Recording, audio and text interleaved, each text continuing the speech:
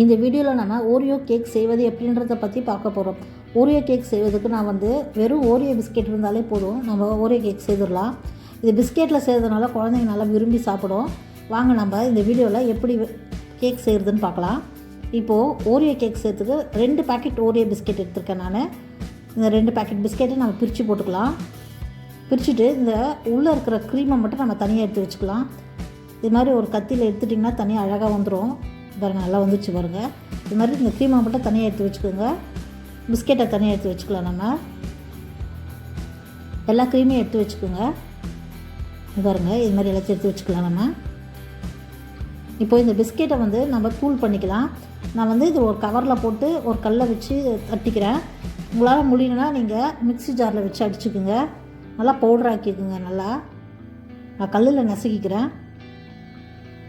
கல் இல்லாதவங்க நீங்கள் மிக்ஸி ஜார்லேயே போட்டு அரைச்சிக்கலாம். நல்லா பவுடராக அரைச்சிக்குங்க. மிக்ஸி ஜாரில் வந்துடும். அப்புறம் நல்லா தூளாகிடுச்சு. இதை நம்ம ஒரு பவுலில் எடுத்து போட்டுக்கலாம்.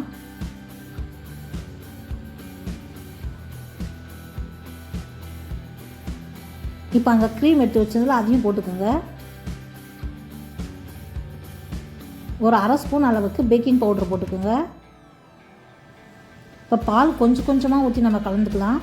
அதாவது நம்மளுக்கு கேக்கு மாவு தயாரிப்போம்ல, அந்த பதத்துக்கு வர வரைக்கும் நம்ம கொஞ்சம் கொஞ்சமாக பால் ஊற்றி கலரிக்கலாம். ஏன்னா நிறைய ஊற்றிட்டோம்னா ரொம்ப தண்ணி ஆகிடுச்சுன்னா வராது. மாவு நம்மளுக்கு கரெக்டான பதத்துக்கு வரணும். கொஞ்சம் கொஞ்சமாக ஊற்றிக்கிங்க. இப்போ பாருங்கள், நம்மளுக்கு வந்துருச்சு. இந்த பதத்துக்கு நீங்கள் ரெடி பண்ணி வச்சுக்கோங்க. இதை ஒரு பவுலில் நல்லா ஆயில் இல்லைன்னா பட்டர் தடவிக்குங்க. ஒரு பாத்திரத்தில், அகலமான பாத்திரத்தில். அதுக்குள்ளே பட்டர் பேப்பர் வச்சுக்கலாம்.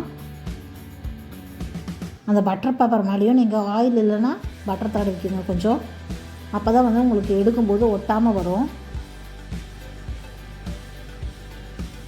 இப்போ நம்ம ரெடி பண்ணி வச்சுருந்த மாவை எடுத்து அதில் ஊற்றிக்கலாம். இப்போ நாங்கள் ஊற்றும் போது எவ்வளோ ஃப்ளோவாக வருது. இந்த பதத்துக்கு ரெடி பண்ணி வச்சுக்கோங்க மாவை. இப்போ அது உள்ள அந்த ஓட்டெல்லாம் அடைக்கிறதுக்கு அது கொஞ்சம் தட்டுங்க. 2 தட்டு தட்டினீங்கன்னா சமமாக வந்துடும். நம்ம இப்போது ஒரு குக்கர் எடுத்துக்கோங்க. அதை சால்ட்டு கொஞ்சம் போட்டுக்கோங்க. அதில் ஸ்டாண்டு வச்சுக்கலாம். நம்ம உள்ளே இது நம்ம ஒரு 5 நிமிஷத்துக்கு ப்ரீஹீட் பண்ணணும். மூடி வச்சுருங்க குக்கரை. ஹை ஃப்ளேமில் வச்சு ஒரு 5 நிமிஷம் ப்ரீஹீட் பண்ணிக்கோங்க. 5 நிமிஷம் ஆகிடுச்சு. இப்போ நம்ம ரெடி பண்ணி வச்சுருந்த மாவு எடுத்து அது உள்ளே வச்சுக்கோங்க. குக்கரை மூடிடலாம். ஒரு 30 நிமிஷத்துக்கு நம்ம ஸ்லோ ஃப்ளேமில் வச்சு அதை வேக வைக்கணும். இப்போ 30 நிமிஷம் ஆகிடுச்சு. நான் திறந்து பார்க்குறேன். கேக்கு நல்லா வெந்து வந்திருக்கு. வெந்துதான்னு பார்க்குறதுக்கு ஏதாவது ஒரு குச்சியோ ஒரு கத்தியோ உள்ளே விட்டு பாருங்கள். உங்களுக்கு ஒட்டாமல் வரும். அந்த குச்சியோ இல்லை அந்த ஏதாவது ஒரு ஸ்பூன் கூட வச்சு பார்த்துக்கலாம். பாருங்கள், ஒட்டாமல் வந்திருக்கு. வெந்துருச்சு நல்லா. அது ஆறட்டும். அதுக்குள்ளே நம்ம சாக்லேட்டை மெல்ட் பண்ணி வச்சுக்கலாம். அதுக்கு ஒரு கிண்ணத்தில் தண்ணி எடுத்துக்கோங்க. அந்த தண்ணியை நல்லா கொதிக்க விடுங்க. அதுக்கு மேலே ஒரு பாத்திரம் வச்சுக்கோங்க, அகலமான பாத்திரம். இப்போ சாக்லேட்டை நம்ம அதை கட் பண்ணி போட்டுக்கலாம். சாக்லேட்டை அந்த சாக்லேட்டுக்கு கொஞ்சமாக பால் ஊற்றி நம்ம நல்லா கலரிக்கிட்டே இருந்தோமா அந்த தண்ணி சூட்லேயே அது உருகி வந்துடும். நல்லா கலருங்க. கொஞ்சம் கொஞ்சமாக பால் ஊற்றிக்குங்க. பாருங்கள், நல்லா வந்துருச்சு பாருங்கள் உருகி. இதை எடுத்து வச்சுக்கலாம். நம்ம இப்போ கேக்கை நல்லா தட்டி விடுங்க. ஆறிடுச்சு நல்லா. பாருங்கள், பட்டர் பேப்பர் எடுத்துடலாம். ஆறின பிறகு எடுங்க. பட்டர் பேப்பர் எப்போவுமே சூட்டோடு எடுத்துடாதீங்க.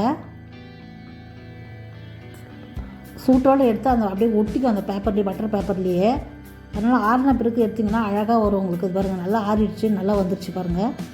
நல்லா அழகாக வருது பாருங்கள். சாஃப்டாக இருக்குது. நல்லா திருப்பி போடுங்க. அது அப்படியே நல்லா சாஃப்டாக வந்துருக்கு கேக்கு.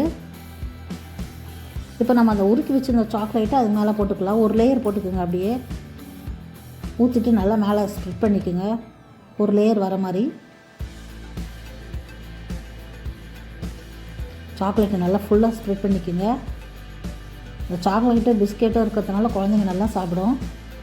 இதுக்கு மேலே நம்ம சாக்லேட் பவுடரை மேலே தூவி விட்டுடலாம். இப்போது நான் அதை கட் பண்ணி காட்டுறேன். பாருங்கள் எப்படி வந்திருக்குன்னு பார்க்கலாம். பாருங்கள், கேக்கு நல்லா சாஃப்டாக வந்திருக்கு. ஓரியோ கேக் ரெடி ஆகிடுச்சு. இந்த வீடியோ பிடிச்சிருந்தால் லைக் பண்ணுங்கள், ஷேர் பண்ணுங்கள், சப்ஸ்கிரைப் பண்ணுங்கள், மறக்காமல் பெல் ஐக்கானை கிளிக் பண்ணுங்கள்.